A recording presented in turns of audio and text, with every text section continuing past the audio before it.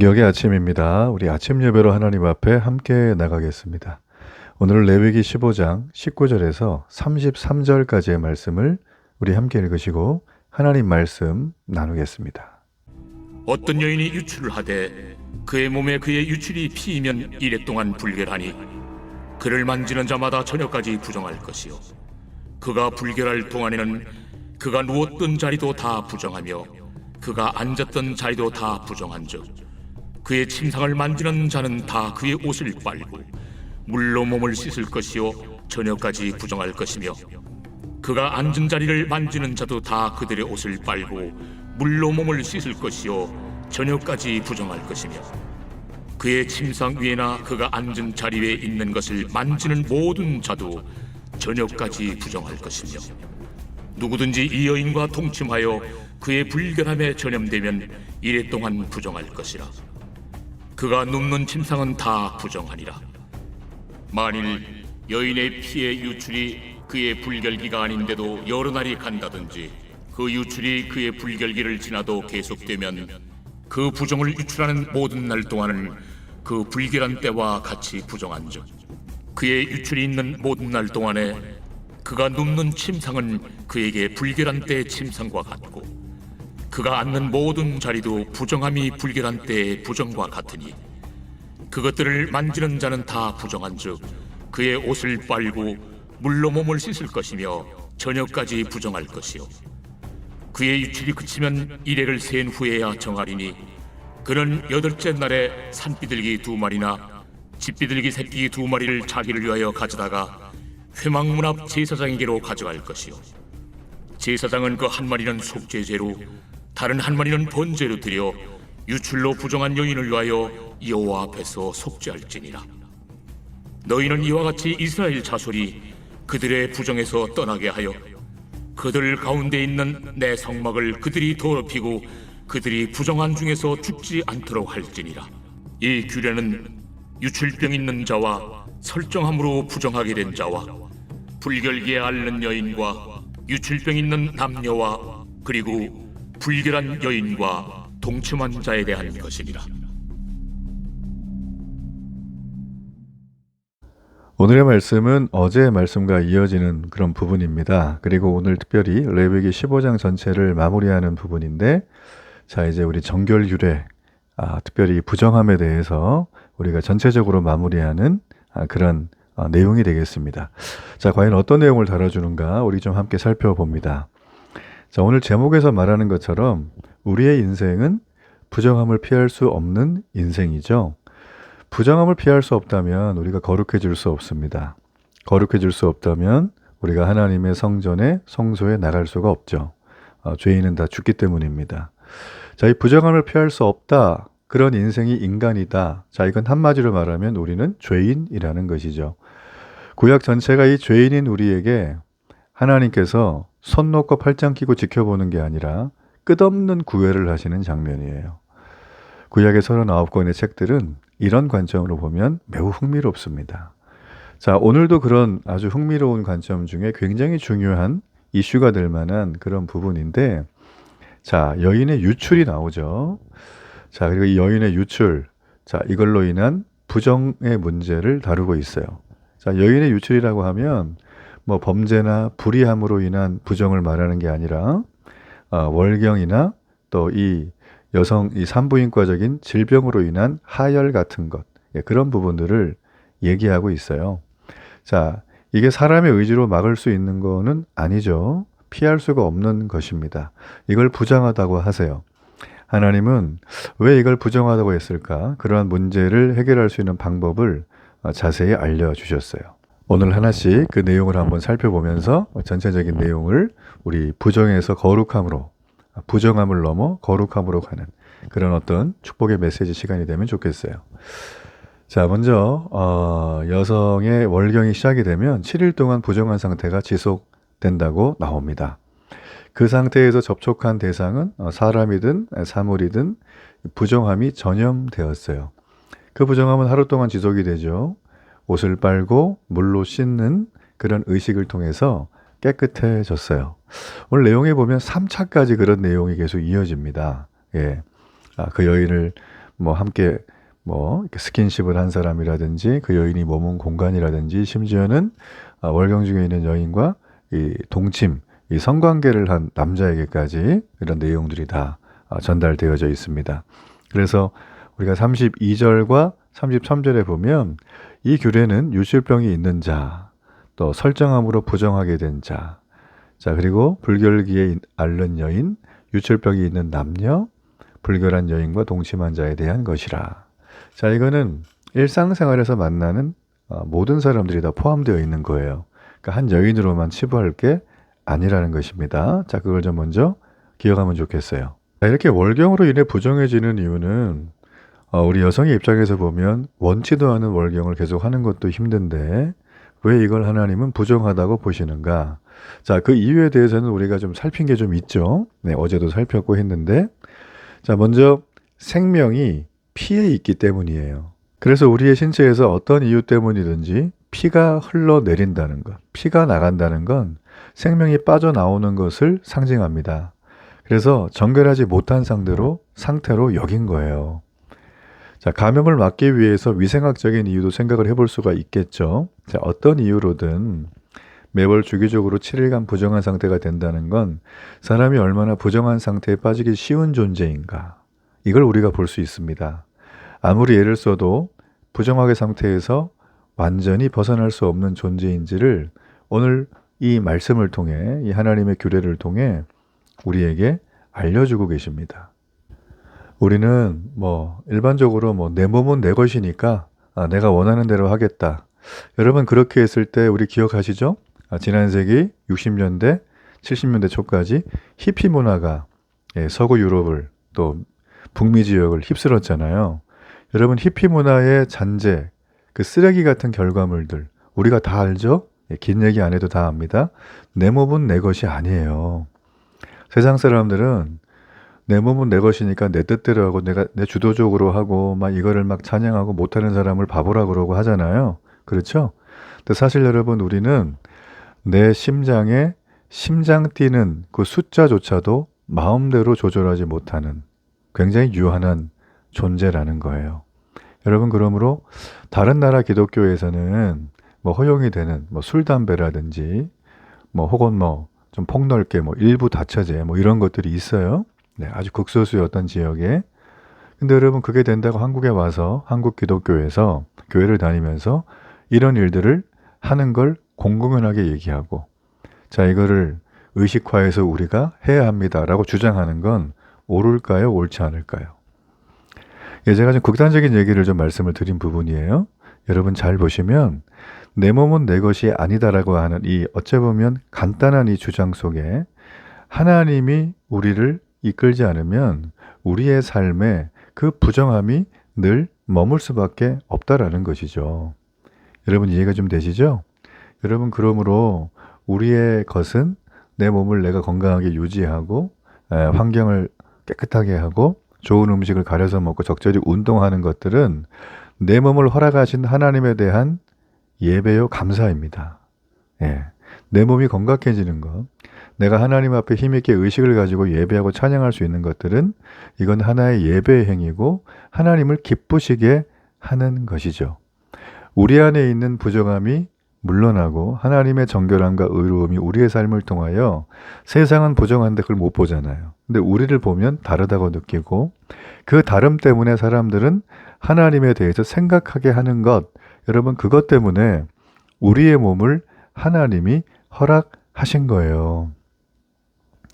여러분 그러므로 누구든지 교회 올 수 있습니다. 뭐 피어싱을 하든 문신을 하든 뭐 어떤 범죄자든 뭐 매춘이든 뭐 진짜 뭐 세상에서 손가락질 당하는 어떤 사람이든 간에 누구든지 하나님의 전에 올 수 있습니다. 마치 그 장발장 같이 그죠? 예, 그 신부를 찾아왔던 그 사람, 그 신부의 그 따뜻한 감상과 돌봄에 그가 회심하잖아요. 누구든지 올 수 있어요. 여러분 그러나 누구든지 와서 내가 세상에서 즐기던 버릇을 그대로 풀어서는 안 돼요. 교회가 아무리 모든 게 허용되는 곳이라고 할지라도 여러분 교회에는 어떤 규례나 질서 이런 걸 제가 말씀드리는 게 아니라 세상에서 내가 하던 그 버릇들 그걸 그대로 가지고 와서 교회에서 해야 하고 그렇지 않으면 교회는 사랑이 없다고 하고 하는 그런 주장은 마치 내 몸은 내 것이다 라고 하는 행동의 표현과도 같은 거라는 거예요. 여러분, 오늘 이 말씀이 우리에게 주는 이 주장은 굉장히 우리에게 내밀하지만 또 남이 잘 인식하지 못하지만 하나님은 그 부분을 살피시죠. 은밀한 곳까지. 오늘의 24절의 말씀은 우리에게 그걸 보여주는 겁니다. 여러분, 정리하자면 우리는 부정한 존재예요. 여기서 여인만 해당되는 게 아니에요.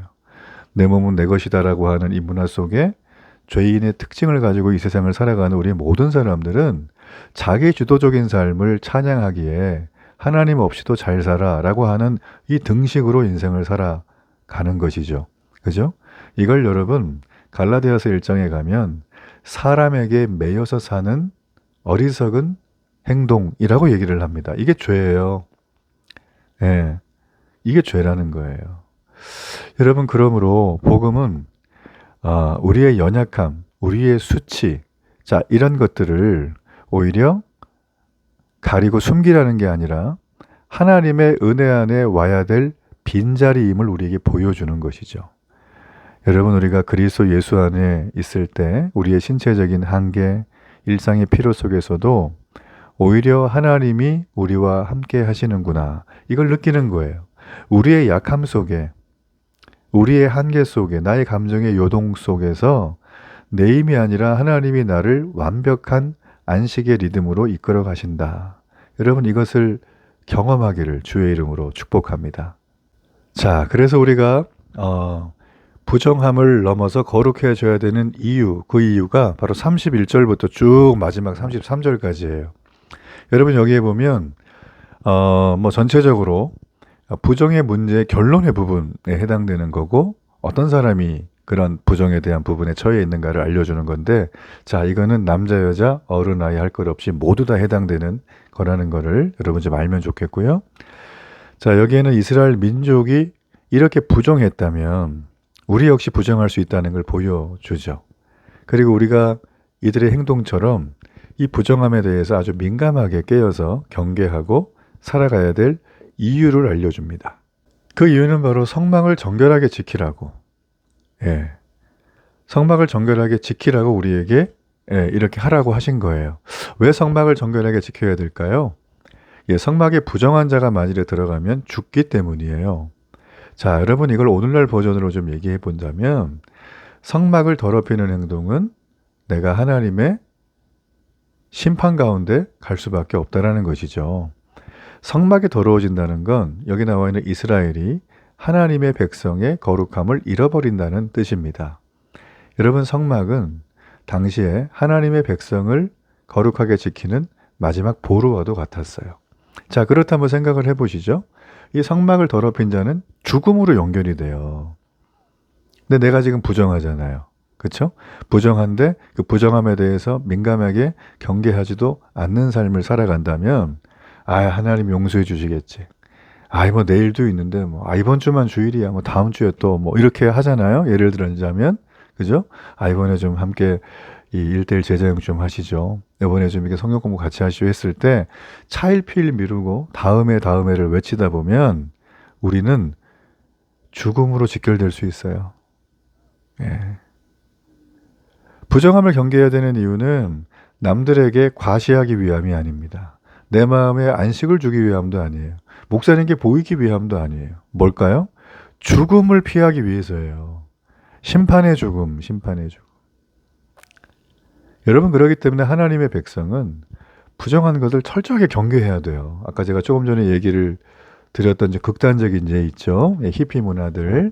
그렇죠? 그리고 내가 교회는 누구나 올 수 있지만 내가 하던 것들, 내가 즐기던 것들, 술, 담배, 마약, 범죄, 그뿐 아니라 상습적인 거짓말, 다른 사람에 대한 비난, 비방, 악한 감정을 품는 것들, 늘 미워하는 것들, 이게 사람은 이게 드러나게 돼 있기 때문에 감추질 못하니까 그 교회 공동체에 들어가게 되면 그게 정화가 돼가지고 내가 변화가 되든지 아니면 그 사람 때문에 오염되든지 둘 중에 하나가 돼요. 부정함에 대해서 극도로 예민하고 민감하게 경계해야 될 이유가 거기에 있습니다. 자, 여러분, 여기서 제가 하나 예를 들자면 미국의 메노나이트 같은 뭐 아미스 같은 그런 집단들 같은 경우에는 그들은 삶의 생활 전체를 부정함과 멀리하기 위해서 18세기 말에 마차 끌고 다니고 전기 안 쓰고 막 이렇게 살아요. 옛날 옷 입고 완전 자급자족 라이프를 온 동네가 그렇게 막 수천 명씩 한다는 거죠. 자, 그렇게 하는 것도 어떻게 보면 그들이 부정함을 경계하는 그들의 삶의 방식을 오늘날 21세기 그렇게 택한 거예요. 좋다 나쁘다의 개념보단 그렇게 택한 그들에게 존중을 표하는 거죠. 여러분, 그런데 그렇게 한다고 해서 우리 마음에 일어나는 부정함의 문제까지 전부 다 커버가 되느냐? 여러분, 이건 다른 문제예요. 여러분, 성경은 오늘 이제 부정함에 대한 부분, 이제 마지막 결론이니까 얘기합니다. 내가 거룩하니 너희도 거룩하라. 우리 11장에서 나눴었죠?